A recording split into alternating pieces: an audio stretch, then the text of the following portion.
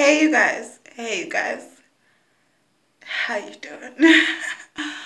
Oh, I'm so tired. Aren't you guys tired of staying inside? I know I am. I know I'm tired. I'm tired of staying inside. Like, so what's up? How you doing? It's your girl Kayla B. You know me. If you don't know me, welcome to my channel. I am really tired at this moment because I've been cleaning and being productive and moving stuff, and it's exhausting. Anyways, let's get into this review, shall we? So I have 4 things to review for you guys. 2 of these are like not foundation, like concealer products. Do I have it on my face today? No, I have no concealer on my face. Just foundation, highlight, brows, and lip gloss. That's all I got on my face. And I'm just going like this. By the way, you just saw the 2 concealers that I'm going to be talking about. First, let's talk about the Morphe concealer. This is in the shade C5.45. This is like a correcting concealer shade for me. Oh, that is just... This is what the shade looks like. This is more like orange tone. This claims to be 16 hours of wear, and it is 16-hour wear. It claims to be long-lasting. It is long-lasting. It claims to be sweat-proof, waterproof. It is not, because I have cried and my concealer has ran. And I have worn out in the rain, and yeah, it's a no. It's a no for the waterproof. Maybe like right after, but like it runs. It says that it's fragrance free. It might be fragrance free, but the chemicals or ingredients that they have in it make it smell like paint. It also says that it's transfer resistant, which it is. It's transfer resistant, but when it runs, it's gonna be transferring, okay? And also, it claims to be full coverage. It's not full coverage. It's medium but buildable, because when you put it on, it is like, it feels like full coverage, but when you blend it out, it's not full coverage. This is what the wand looks like. It's a paddle wand.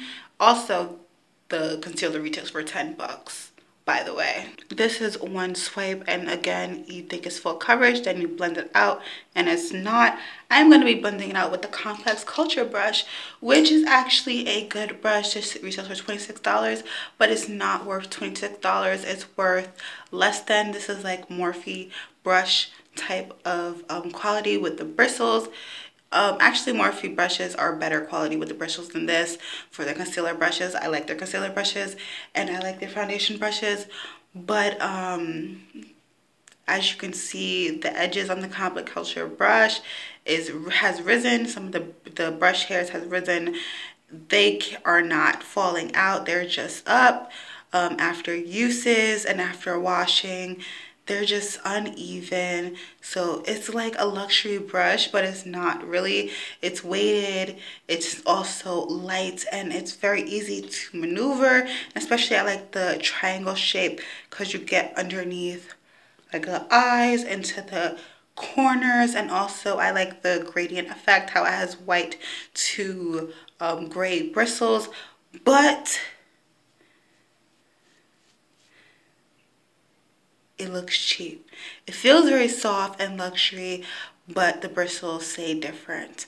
But I'm going to show you how it works on this. Oh, by the way, this dries fast, so I should do it now. So this is how it looks. And you have to tap it. As you can see, it's full coverage, but you can still see some of my skin peeking through. That's what I was saying. Like, it's buildable. Like, it's not full coverage, but it's up there. But what they're talking about is that it's full coverage, that cover tattoos type of full coverage, and it is not.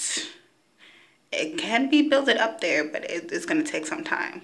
The next concealer we're going to be talking about is the McGrath concealer. This is such a good luxury concealer. It's full coverage. It lasts very long. Is it waterproof? No. Sweatproof? No. But it is paraben free, fragrance free, like the other one. and it is just so luxe. It's like comes in a glass bottle. Like the name is like raised. It's not a sticker. It's like embedded in here. It's really, really luxe. It has like the little divot sticker on the bottom. I got it in the shade Z35, and this is what the wand looks like. It's like a little slanted, but it's also like curved. It has a little curve, so it go hug right underneath your eyes, on your eyelid, and it's very skinny, so you go in between your nose. Like, it's very versatile. But what I have to say is that one wand with this can cover my whole face. The other wand I have to dip in twice because, again, that product dries very, very quickly. This doesn't dry quickly. It's really good, okay? This is what it looks like on the back of my hand. And this is what it looks blended. Again, it's full coverage. But this one, you do not see my skin underneath. Like, this one is really, really good. But I could tell you the difference between the two. One, of course, is the price difference. The Pat McGrath is $32 and this is $10. The next thing is the smell. The smell, this one smells like a regular concealer. This one smells a little bit like paint. The next thing is that this dries, the Morphe dries quicker than this. This, you also have to have a hydrating primer because it can be matte. They both have natural finish, but this is more skin-like. The Pat McGrath is more skin-like than this, but they're both full coverage. This you have to use more than this, but again, this is cheaper. And of course, with this, you don't want to use that much because it's expensive. It just depends on what your preference is. Me, I'm glad I have both, but they don't compare to my Huda Beauty concealer and my Bed concealer. Like, those are, oh, and my NYX concealer. Like, for drugstore, NYX. For high-end, Huda. It is what it is. I like what I like. You like what you like, so I'm just telling you my opinions. Anyways, that's it for the concealers, and now on to the palette. In conclusion, they're both really good concealers. I just prefer the Pat McGrath over the Morphe one. I mean, I should because it costs more money. Is the Pat McGrath worth the money? Well, it's Pat McGrath. First, you gotta look at the brand and then look at the product. The product is good and the brand is expensive. So it's worth the money because it's Pat McGrath. But I still choose Huda over the Pat McGrath. It is what it is. Anyways, the palette that I'm going to be talking about is the Anastasia Beverly Hills Times Jackie Aina palette. I know this has been out for months and months, but I finally got my hands on it and I've been reviewing it. I've been loving it. I've been using it. I've been creating a lot of looks for it, and I'm about to create a look right now using this palette. This is what the palette looks like. The mattes are really, really beautiful. It's very pigmented. It blends very great and very easily too. But it is powdery, but not as powdery as Anastasia Beverly Hills shadows are. And the glitter in here is Zam. It does go everywhere, but if it's wet, it stays like every other glitter. So I'm gonna just do a look and you'll see yourself.